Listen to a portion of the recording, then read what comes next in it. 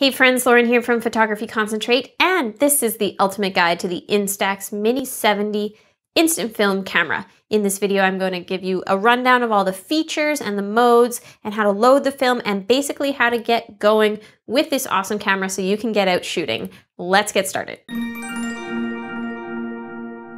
Okay, so really quickly, the Instax Mini 70 is an instant film camera. It shoots this awesome stuff right here. This is Instax Mini Film. It's a smaller size. Make sure if you get this camera, you're getting the mini film because that's all that will work. But the basic idea here is that you take a shot, this little guy pops out, 90 seconds later it is developed, and that's what you get. There's no digital photo. It's only that one, so keep it safe. But it's a ton of fun. These are cool little cameras, and I'm really excited to kind of give you the rundown on them. So let's do that now. For starters, this camera comes in 6 different colors. There is white, yellow, red, blue, gold, and black. The price does vary depending on what color you choose. At the time of this video, it's about $79 US to like $110 US. So you're gonna wanna look and make your choice depending on how much you want to spend and what color really matters to you. But all of the colors have the same features, so you're really just picking what looks cooler, but you don't have to worry that one does something differently. They're all the same. Let's talk about the design of the camera so you know what you are getting. So for starters, we're going to kind of just look at all the features here, and then I'll talk about the shooting modes afterwards. So you have the shutter release. That's really important. That's the button you push to take your photo. This is where the film comes out on the top. So when you are shooting, make sure you don't put your fingers over top of that or it will mess things up. On the back here, you have the viewfinder. You're going to bring it up to your eye just like that when you're shooting. If you're shooting a shot horizontally, you're going to want to turn it this way so that the flash is on the top. Don't turn it that way, because that might mess the flash up. Other things that are important, this is obviously the flash on the front. This little thing right here, that is the self-timer light. So this has a self-timer mode. This will flash to give you an idea of when the shot's going to go. There's these 2 little dots here. Those are sensors for the flash and for the exposure. Don't cover those up while you're shooting or it will mess things up. Coming around to the back, this is where the batteries go. You just open that up. It takes 2 CR2 batteries. That's important to know. You got this little switch right here. You push that down and that door swings open. That's where the film goes. I'm going to show you later how to load the film, so don't panic just yet, but it opens up really easily. You got this little bubble here. This is actually really cool. It took me a long time to figure out what that's actually for, but this will show you the little yellow dot that's on the film, so you'll be able to know whether or not you have a film pack in there. It is called a film indicator window.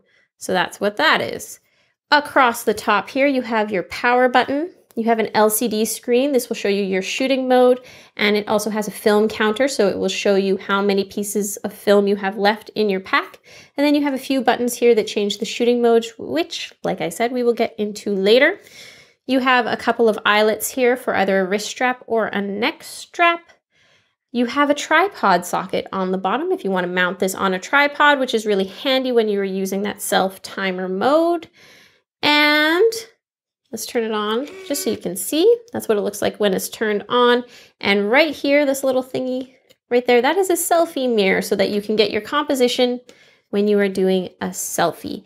And that is the tour of the design of this camera. All right, now let's talk about the shooting modes and features, just so you kind of get an idea of what this camera can do. Now, we'll start with the selfies. This camera is definitely made to do selfies well. So it does have that window, which is important for you to know that you have your composition right. But it also has a selfie mode on the back here. That's this little button here. You just press it and you are now in selfie mode. And that is going to adjust both the like the flash exposure and the shooting distance to be ideal for a selfie situation. That shooting distance is 40 to 50 centimeters, so that's how far you'll want to hold it away when you're shooting. But basically, if you're going to do a selfie, put that mode on to just try to get the best results out of the camera for that situation. The next one here we'll talk about, that's the self timer that I was talking about. So you turn selfie mode off. Actually, the self timer is not working because I don't have any film in here, but you can use that self timer with any mode. And there are actually two different modes for the self timer. There's one that will take one shot, and that gives you 10 seconds between when you press the shutter release and when it takes the photo. And like I said, it will blink here. It will do like 7 seconds of just normal, and then it will flash for the last 3 seconds to know it's about to take a shot, and then it takes the photo. You can also put on the other self-timer mode, which has a little 2 beside it, and it will do that twice. The second shot doesn't wait for quite as long. It's about like 8 seconds the second one waits for. I don't know why, but that's just what it is. So that will take 2 shots in self-timer mode, so you can like take the first one and then do the second one and not have to reset things up. One little handy trick is that if you accidentally have self-timer mode on and then you decide you don't want to do the self-timer, you just press that self-timer button again and it cancels it. Moving on to the shooting modes, we have, if you press it once, you get the little flower icon. That's macro mode, so that's when you can shoot closer to your subject. It's about 0.3 to 0.6 meters away from your subject. So 30 to 60 centimeters is how close you can get.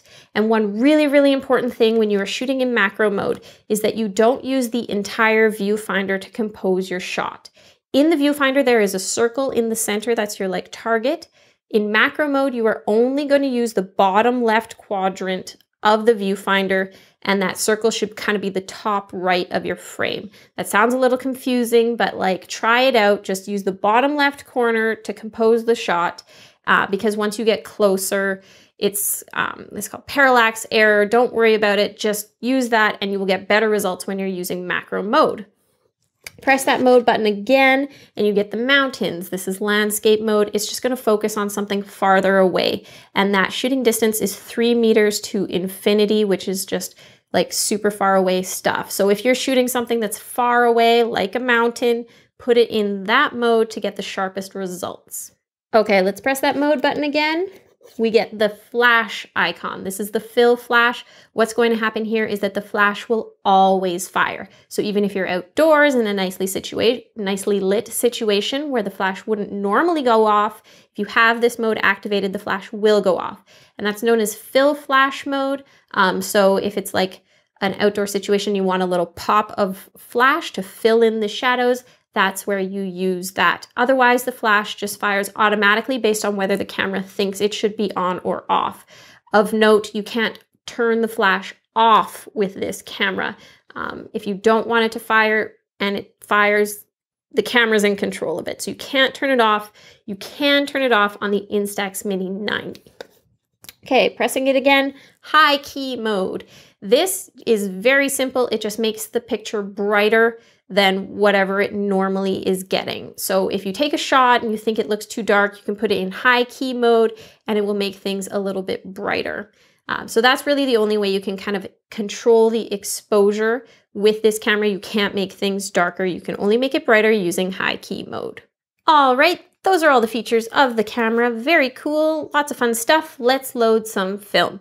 I know when I first got into it, loading the film seemed scary to me, but it's not scary at all. So I'm going to show you how not scary it is so you're ready to get started. So take your film out. I have done a lot of videos testing this film for durability, and it's actually quite durable. So don't be too worried about this process, but you don't want to keep this in like a hot car because that can mess it up. So you get your film pack out, you open it up with the little thingy there. Now, this is very simple. There's a yellow rectangle here and a little yellow one there, and you just line those up, put it in, close it, easy peasy. Turn the camera on. Now, this is very important. In that pack of film, there's something called a dark slide. It's a little piece of cardboard that covers the first piece of film from getting light on it. You have to manually eject it. So if I were to take a shot right now, it's not going to be a photo. It's just getting rid of that dark slide. And this is a mistake I make all the time because I get all ready to take my super cool photo and I press the button and it's not a super cool photo. It's the dark slide. So when you load your film, Remember to get rid of this first and then get ready to take your super cool photo. So smile. And there we go, super cool photo right there. And in 90 seconds, I will have my first shot with the Mini 70. Okay, one little thing that you might find when you're shooting with this camera is you're trying to press that button and it won't fire. Just one thing that kind of happens is that the flash has to charge before the camera will actually shoot. So if you're using like old batteries and the flash is taking forever to charge, you might find you're just not getting the shot. The flash icon will like blink on the screen. If that's the case, just change your batteries. But that's one thing that sometimes trips me up with these cameras that might be helpful for you. All right, guys, that's the guide. It's a pretty simple camera. The big idea here is just to get out and use it a lot. I hope you enjoyed this video. If you want to check out the camera, make sure to check the links in the description. I can also link to other instant film videos so you can check them all out. Give me a thumbs up if you enjoyed and subscribe if you love instant film photography and just photography in general, because we do a lot of awesome videos here. Have a fantastic day and happy photographing.